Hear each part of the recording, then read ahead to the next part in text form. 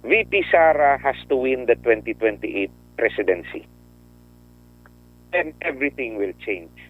Pero speaking of ICC po, attorney, ano po yung nakikita nyo pong sa usaping legal?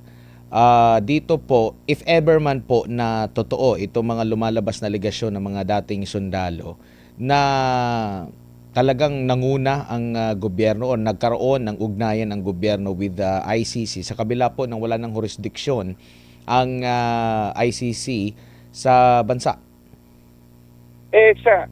Sa totoo, talaga wala ng jurisdiction yung ICC, no, sa atin. In fact, si President Bongbong Marcos mismo nagsabi, no, na wala ng jurisdiction ng ICC.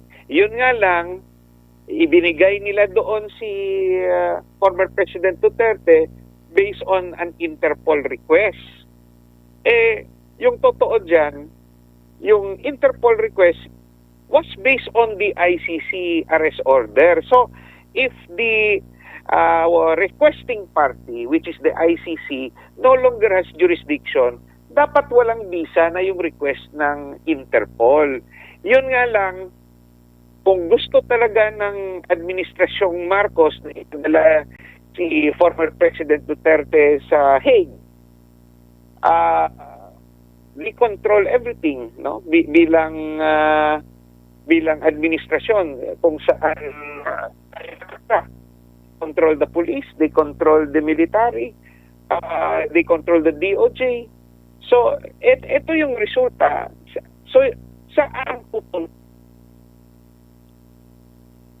Yan yung ano. Opo. Now, Opo, sige po. No, I have said this publicly before. Within the democratic process, isa lang yung nakikita kong paraan, no? At dalawa, no? Yung una, yung immediate na paraan para magkaroon, no? Yung matagal na nating inaantay na desisyon ng Korte, hanggang ngayon hindi pa natin naririnig. Dapat magdesisyon na ang Korte Suprema whether legal o illegal ang pagkuha kay Pangulong Duterte sa Pilipinas at dinala doon sa Hague, sa ICC, na hindi man lang dumaan sa local courts. So, the longer it takes for the Supreme Court to address that legal controversy, tayo lahat. Yung pangalawa na nakikita kong solusyon sa let's say perception of injustice